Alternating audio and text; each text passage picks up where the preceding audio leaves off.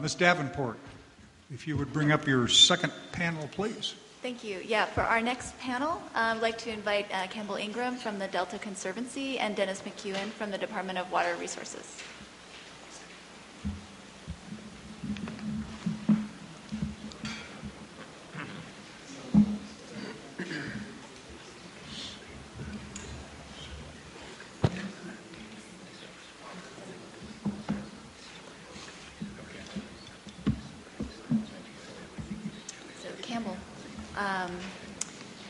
Please tell us a bit about the big picture of habitat restoration and the role of the Delta Conservancy and the Delta Restoration Network.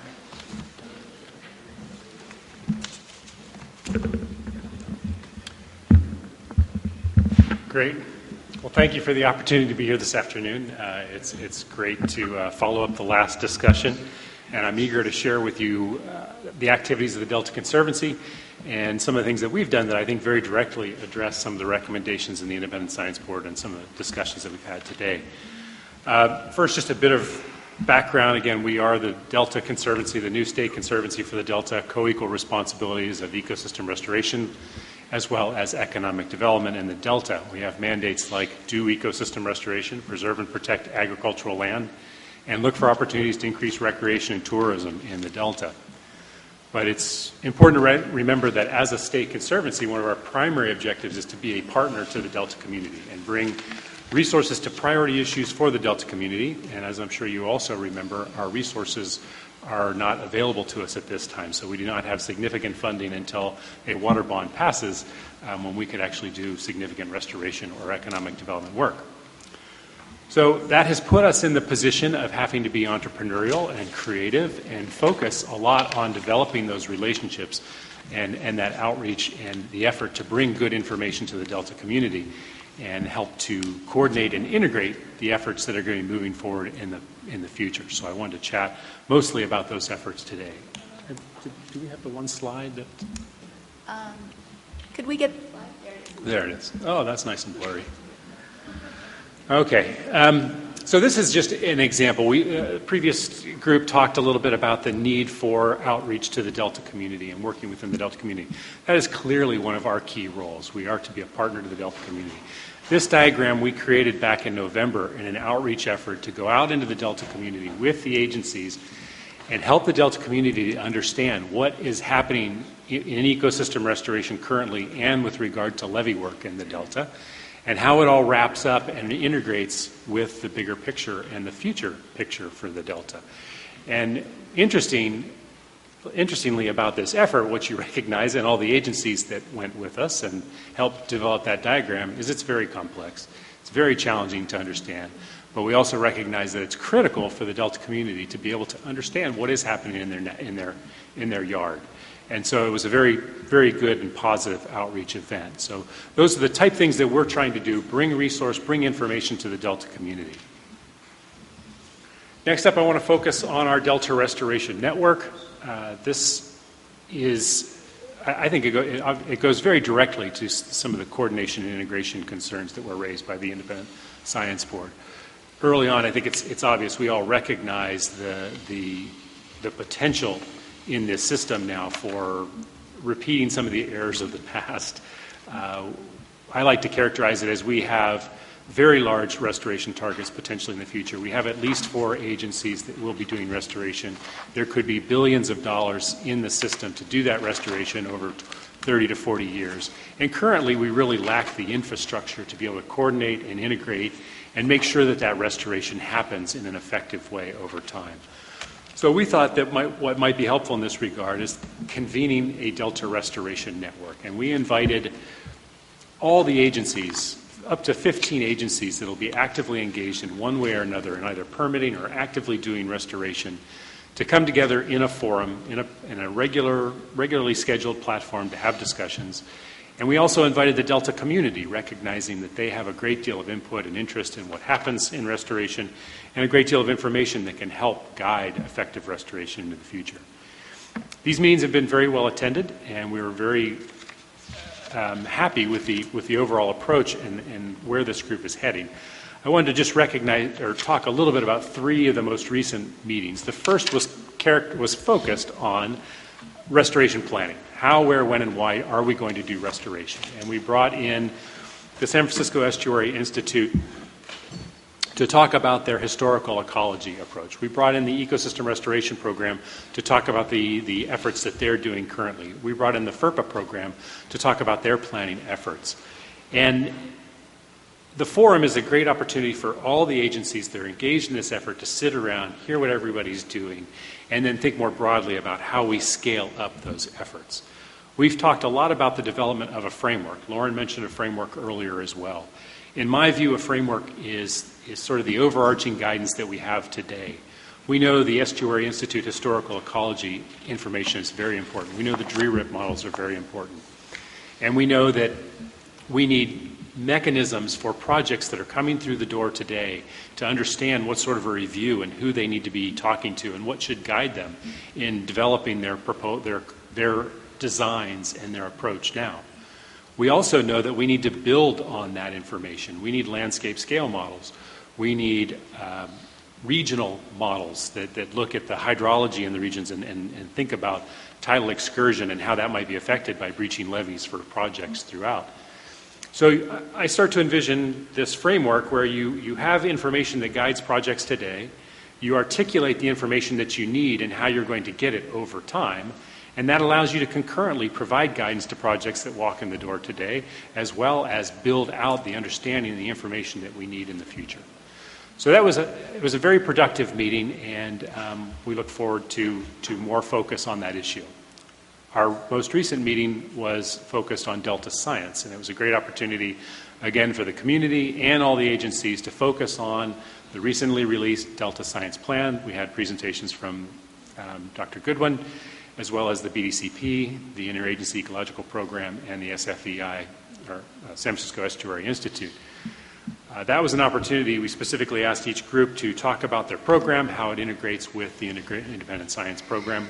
We were very encouraged to see the Delta Science Plan recognize the Delta Restoration Network as a potential forum to help bring people together and focus on the issues of key, good adaptive management, good performance metrics, and how we identify where, when, and why we do restoration. One other group that we've worked with, we developed a tracking work group in the restoration network. We brought all the agencies together that have some level of interest in tracking restoration projects, current and into the future in the Delta. And in quick order, that group agreed that the Eco Atlas tool that exists is probably a very appropriate and very effective tool for tracking the restoration that we do in the Delta. We then very quickly turned around an application to the Environmental Protection Agency for funding to adapt that tool, and learned just this week that we received a grant for $250,000 to work collaboratively with this group to round out or provide the enhancements to the Eco Atlas tool so that it is an effective tracking mechanism for all restoration projects that happen in the Delta in the future. So very encouraged by that work. We've talked with the Stewardship Council and staff about this Delta Restoration Network and how it can actually incorporate into the implementation committee. It can actually be a work group for ecosystem restoration in the implementation committee. And the Conservancy will also be a member of that implementation committee. So we look forward to continued effort to help refine that approach and keep it moving forward. The last thing I would say is in terms of what we need, I think we've talked a lot about the potential, the need for this coordination, the need for this integration. Currently, there are a couple programs out there, the CAMPT program as well as the FERPA program, that are actively out there looking at planning for where they're going to do restoration and the things that they need to do. They have regulatory drivers. They have the biological opinions driving them. There's the court case. The FERPA has timeline targets. The regional planning, the development of these frameworks for restoration in the Delta somewhat lacks that. It lacks the resources and those strong drivers that push it. So what we do need, I think, from the Council is some focus, some push behind it's time to get to this level of planning and this level of coordination and make it happen. And so certainly would look for any assistance in highlighting that and pushing that from the Stewardship Council. I think that's a really good segue to Dennis's presentation, where he is going to talk about some of that restoration planning that's happening in the Cache Slough area, which has been identified as one of the highest priorities in the system. So look forward to answering any questions. Thank you. Thanks, Campbell. And can we have the next slide for the FERPA program?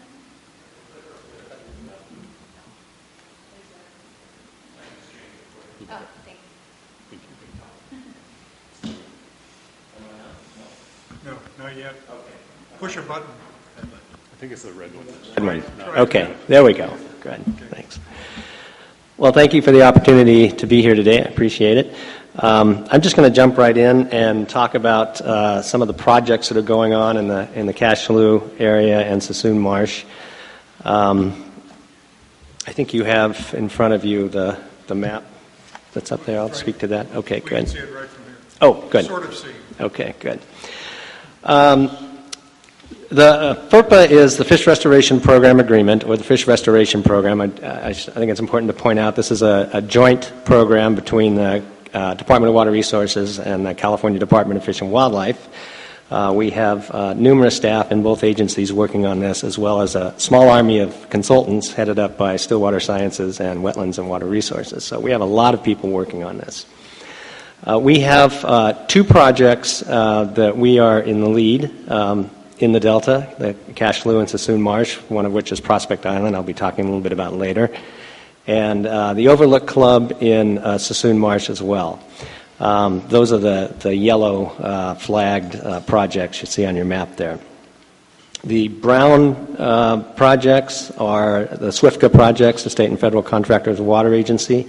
I think you're familiar with them. They are set up to assist the Department of Water Resources in meeting its obligation under the biological opinions. And as Campbell said, that is pretty much our sole driver, the Delta Smelt biological opinion, the NIMS Salmonid biological opinion, as well as one that's forgot about a lot is the Department of Fish and Wildlife's incidental take permit for longfin smelt. So those are our three drivers. That's why we're doing this. SWIFCA is there to assist us in meeting those targets. The green, you see many projects in green there. Those are what we're calling potential FERPA projects. This is kind of the FERPA universe. Those projects we are not in lead. We are potentially looking at those as providing funding and getting some of the acreage credits for that. So that is that. We got together with Byron Buck at SWIFCA several months ago, and we kind of did a back-of-the-envelope calculation to see where we're at in meeting that 8,000, particularly the 8,000 acres of tidal habitat under the Delta Smelt biological opinion. We came up with, we think of all the planned projects out there, we think we can account for about half of that, which means that roughly 4,000 acres is yet unidentified, and we will need then to acquire property and develop those in the restoration project. So that's kind of the big unknown, and I'll talk a little bit about how we're going to approach that in a minute.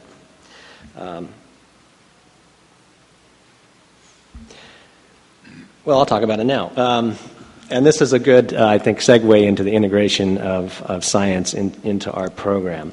We are currently drafting a conservation assessment for the Cache Slough complex. This is something that is modeled very closely on the one that was done for Sassoon Marsh by Wetlands and Water Resources. I think the council may be familiar with that one.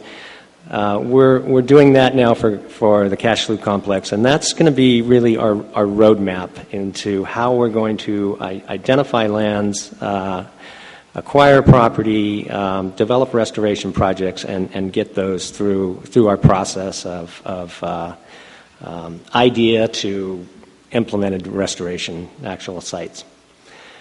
So as we're currently looking at it now, the assessment will consist of 3 volumes. The first volume we have an almost complete draft of right now, and it's the site or characterization report. What is there in the Cache Slough complex now, both from a biological agricultural resources, cultural resources, infrastructure. We're characterizing the area now. The second volume will be our conservation strategy, how we're going to go about and apply conservation principles. And then the third volume, we're actually looking at particular areas and sites that we believe would make good restoration projects.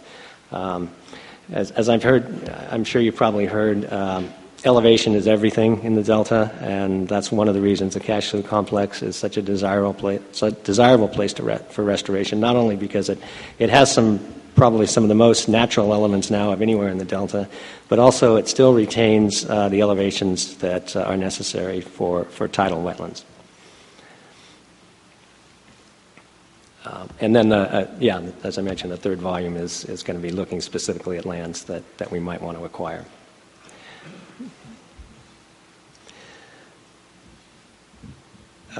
We also, Jessica asked me to talk a little bit more about integration of science.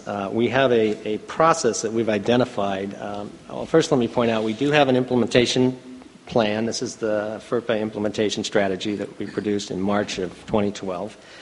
And in there it describes our process, how we go from idea to actual restoration site. We have really three areas in there where we interject science into the process. The very first of which is a technical team, the Cache Slough Complex Habitat Restoration Technical Team. This actually started life as when I was working, before FERPA, working for the department as the Cache Slough Restoration Opportunity Area Manager when we were under the Delta Habitat Conservation and Conveyance Program. We started this, must have been 4, maybe 5 years ago, just getting an interagency group of scientists together to talk about the technical aspects of restoration in the Cache Slough Complex. And it's been really successful, not just from the standpoint of the information we've got out of it, but just the attendance of very busy agency scientists. And I think the biggest reason is that they love coming to this meeting because they get to sit around and talk science. One of the things that I've been fairly diligent about is keeping policy at the door. And I think that's something that's very important in the initial stages of this type of process is just talk about the science, and at some later date, policy and reality will interject itself. But I think it's very important just to have scientists talking amongst themselves and talking about the technical issues. So that's one. The second is that we have incorporated the DRERIP process into assessment of these projects. We've done one so far, Prospect Island. I'll talk a little bit more about that when I talk about Prospect Island. That's been highly successful. And we are still looking for an external review, science review, possibly the science program or the independent science board. We don't know yet, but we need to get particularly Prospect Island, that's our first project out the door. We need to get a more refined project description before we can do that.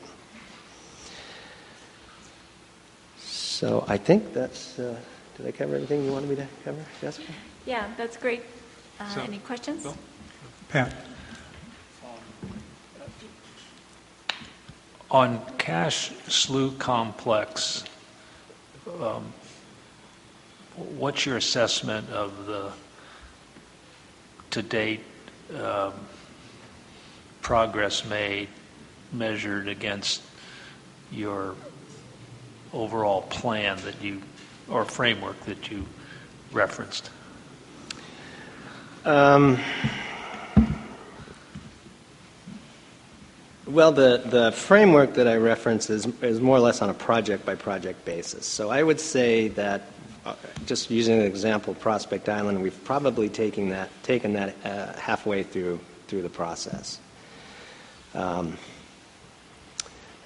You're speaking specifically more about the whole area? If we went to Prospect Island, what would we see or learn? If what now? Sorry. If we went there, what would we see? What you would see is a site that nothing's been done to yet. you would see an area that is flooded up from a leaky culvert into the island, a lot of vegetation, a lot of dead vegetation, lots of invasive plant species. So we haven't done anything yet in terms of construction or getting that site ready for restoration. We haven't gone that far yet into the process, and that's really our only project in the Cache Slough complex. And did you say it's half done?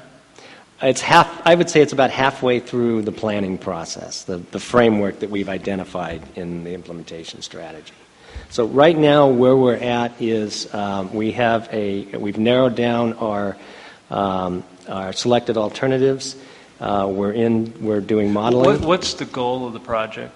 The goal of the project is to create tidal habitat to partially satisfy the 8,000 acres requirement of the Delta Smelt biological opinion for habitat restoration for the And department. when will you know that it'll be successful? I don't mean as measured by a legal requirement, Right. but in terms of fish habitat. Well, right now we're hoping to begin construction in 2016. There'll be a period of monitoring after that, so it will be sometime after that. We will have to monitor the site for at least 5 years. Right now, what we're doing is we're undergoing some pretty rigorous modeling to try to give us an idea of what it might look like, but we're really not going to know it until after it's built. And the building will occur next year, or 2016 is when we're in hoping to start. Yeah. In 2016, and so Yeah. it'll be built in that calendar year, and then you'll monitor for 5 years to see what effect it's been. Yeah, that's the plan right now. But until we have a preferred project and a more detailed project description, it's going to be hard to say if I think we can complete the construction in 1 year, but there will be some site preparation that's going to have to occur before that. But I think the actual construction. And Prospect Island represents a component of a larger strategy. Yes, correct. The larger strategy really is FERPA. Right. And Prospect Island is kind of our flagship project. And it's also ahead of the other component projects, is that right? For FERPA, that's, yeah. Now, the state and federal contractors, water agencies, separate program, they're farther ahead than we are on, let's say, the lower YOLO project that Mr. Eisenberg mentioned earlier. Thank you. So. Other questions? Gentlemen, thank you very much. Okay, so Dennis is going to stay up here, and now I'd like to invite up Patty Finfrock from the Department of Water Resources and Steve Chappelle from the Sassoon Resource Conservation District. Somewhere there are nameplates sitting around. You can pass them out. Thank you.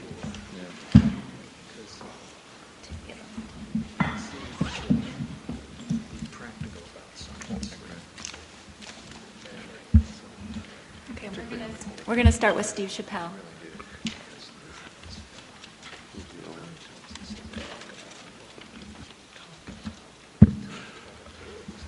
Good afternoon. I'm Steve Chappelle, the Executive Director of the Sassoon Resource Conservation District. If I could get the map, the FERPA map of the Marsh there. Today, I'm here to hopefully answer the how and the whom question, and what we've been doing in the Marsh for the last 12 years that I think gives us an opportunity to really go to early implementation and do science integration and adaptive management on a regional scale. In 2001, when the CalFed program was actually up and running and very robust, we were charged with the responsibility of developing a charter to basically take the gloves off in Sassoon Marsh and stop fighting over resources and figure out how we were going to manage moving forward. With that, it required many partners in the room.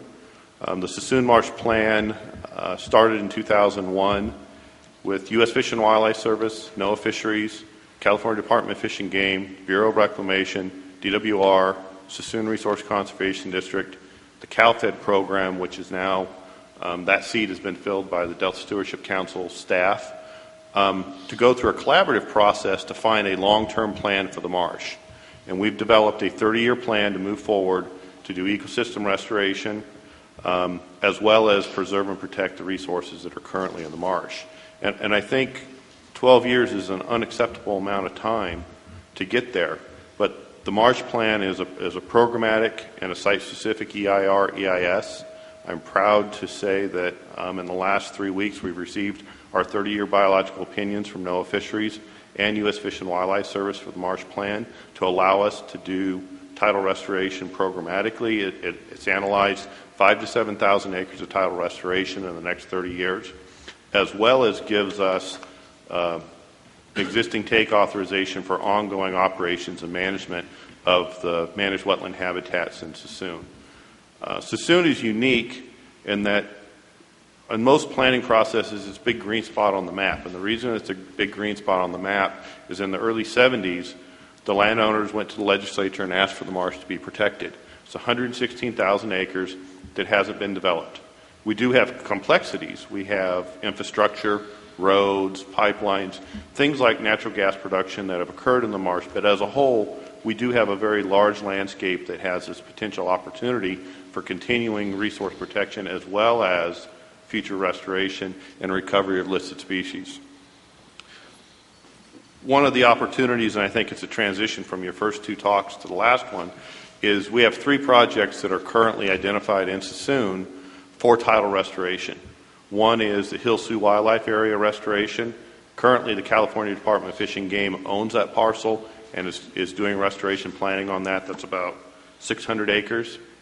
SWFCA, the state and federal water contractors, have acquired the Tule Red parcel, which is about 380 acres on Grizzly Bay. And recently, the FERPA program has acquired the Overlook Duck Club and is looking at about 250 acres there and adjacent parcels. All of this is consistent with the Sassoon Marsh Plan and this idea that the EIR EIS allows us a path forward through a collaborative process to look at ecosystem restoration with stakeholder involvement, to do restoration with partners, other partners than just the agencies. And we have an adaptive management plan that has also integrated the Delta Stewardship Council science program, the adaptive management process, so that we can assure as plans or as programs are moving forward, we can integrate agency level involvement. We have a clear vision on regions of the marsh and what restoration opportunities in areas should be pursued, but also existing resources and values that should be protected and maintained. Sassoon is different in that we have 52,000 acres of dike managed wetlands. And at the end of the day, we're going to be, through the marsh plan, converting 10 to 15% of those existing seasonal wetlands back to tidal marsh. How do you do that in a planned way under the Endangered Species Act where you're not having ecological and water quality impacts that are negative to the existing resources, but also recovering listed species?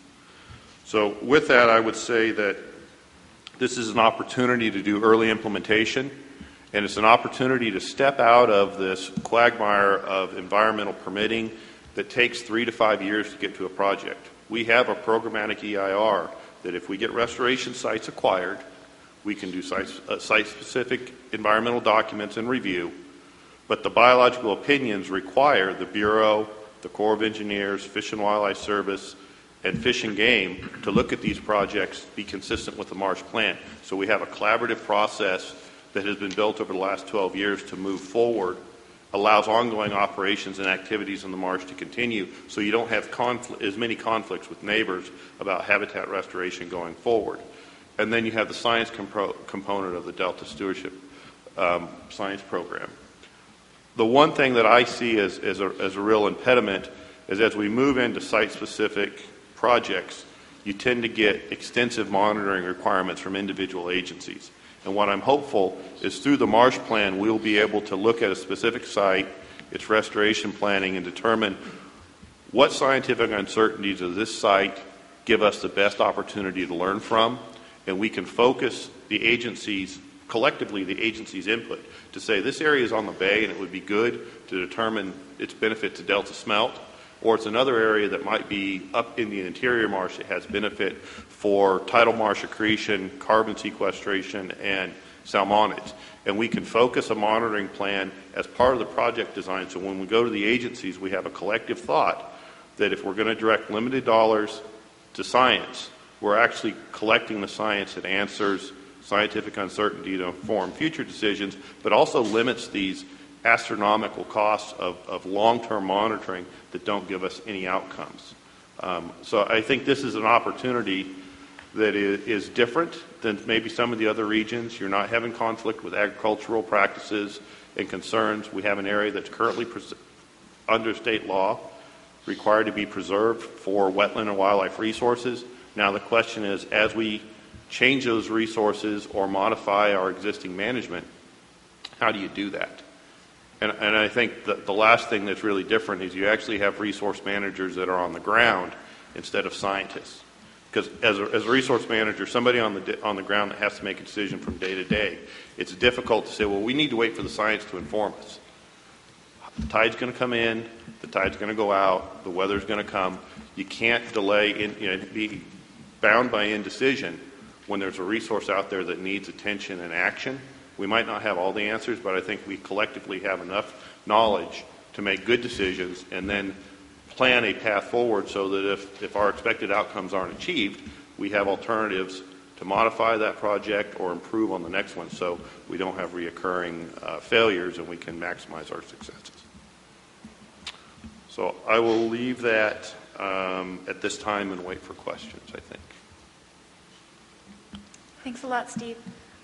If it's all right, if you guys don't have questions, we're going to move on to hearing about Dutch Slough from Patty Finfrock. Yeah, Patty Finfrock, I work for... Yeah, I think you need to push something. Try it now and see. How about that?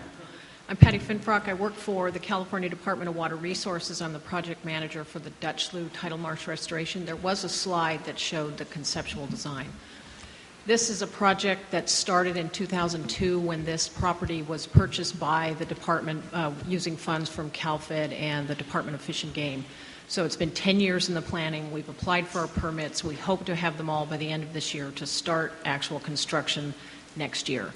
So I'm going to tell you a little bit about the design, tell you how science has informed the project from the get-go, and then a little bit about how we have coordinated with some of our stakeholders and some of our neighbors and overcome some difficulties.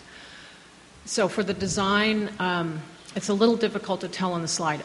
It's 3 parcels. It totals about 1,200 acres. Each parcel will have some low elevation marsh, some medium elevation marsh, dendritic channels.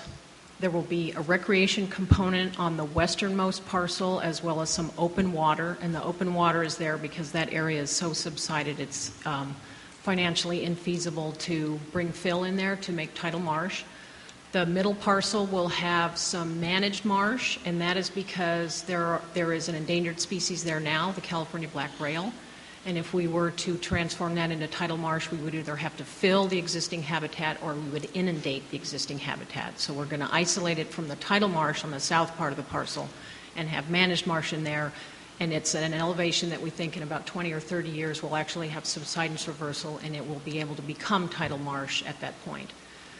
The easternmost parcel will be tidal marsh like the other two, and then it has a large component of upland habitat, which is primarily mitigation for the loss of Swainson's hawk foraging habitat. So that upland area on the north end of the parcel will be managed as foraging habitat for Swainson's hawks. We probably will not be doing alfalfa growing, which is really good Swainson's hawk habitat. We're going to try to do something with native grasses. Right now we have full funding for the first 2 parcels. We're going to implement this in phases, so we're going to do the westernmost parcel first. That's the one we hope to start next year. Then we'll do the middle parcel either starting in 2015 or 2016. And then we don't have the funding for the easternmost parcel yet. There's some very complicating factors. There's going to be urban development to the east. We're going to need a levee to protect that urban development from our tidal marsh. We've got a water right delivery that goes across our property, so there's quite a few issues there, and as I said, we don't have funding for that. So right from the beginning, science was a huge part of the design of this project, and it will be a big part of the implementation as well. So when we bought the property, we did a conceptual model and a feasibility study to say, okay, what have we got on site and what can we do with it? Generally, the site slopes downward from south to north. So if you just filled it up today, you'd have a lot of open water. So we're going to move a lot of dirt. We're going to import a lot of dirt to create these proper elevations for tidal marsh. So we had a lot of scientific input on what does the site look like now and what can we do with it. So we had a restoration team. We had an adaptive management team. We had good consultants, good scientists for a number of years that created a lot of background material for what can we do to have this be the most ecologically beneficial project that we can do. Fortunately, the project was designed to do a lot of adaptive management experiments. You can especially see on that central parcel, it's kind of divided up into different marsh areas. So we have 2 areas of low elevation marsh, 2 areas of mid elevation marsh. We're going to compare elevations, and then we're going to compare size of the marsh areas to see where we get the best fish benefits, because the primary purpose of this project is to have fish habitat. We don't think it's going to be good delta smelt habitat. We're hoping it'll be good rearing habitat for Chinook salmon and spawning and rearing for Sacramento splittail. And then have some larger food web benefits for the local area. So the unfortunate part of this is, as I said, we don't have the funding for the third parcel. We also don't have the funding to conduct the adaptive management experiments that have been designed. So that would be a great thing that the council or the Delta Conservancy could take on that role of finding entities to conduct the experiments. Because when I took my job in 2008, we were already very far along in the process, and it was my job to find the money to actually implement the project. So I got the money to build it, to build the first 2 parcels, but haven't found the money yet to actually conduct those experiments. As you can imagine, with a project of this size, 1,200 acres, we've got the city of Oakley to the south. We've got our immediate southern neighbor is the Contra Costa Water District. We've got Iron House Sanitary District to the west. We've got ongoing development to the east and to the south. We've got Jersey Island to the north. We've got Big Break to the northwest. So we've got a lot of different public-private entities going on as our neighbors, and we've had a lot of collaboration with all of them. We've had a lot of issues to overcome. Probably one of the most active issues, especially right now, has been with Contra Costa Water District. So I'm going to use that as an example for how we've worked through some stakeholder issues. So the Contra Costa Canal, as I said, is our immediate southern neighbor. It's an open, unlined canal that delivers drinking water to Contra Costa County. The Contra Costa Water District was very concerned that our introduction of tidal waters into what has historically been dairy and grazing land, that introduction of tidal waters would cause groundwater to seep into their unlined canal. And in this part of the delta, the groundwater is more saline than the surface water. So they were very concerned that we would have impacts to the drinking water. So we've had a very long collaborative process with Contra Costa Water District to try to come up with good mitigation measures for how we are going to not impact this drinking water. So when we did our final EIR in 2010, what we said in our EIR is that we would not breach any of the parcels until the adjacent section of the canal was actually put into an underground pipe. Because at the time in 2010 when we did our final EIR, they had just encased, put in a pipe underground, the section of the canal that's to the west of our project.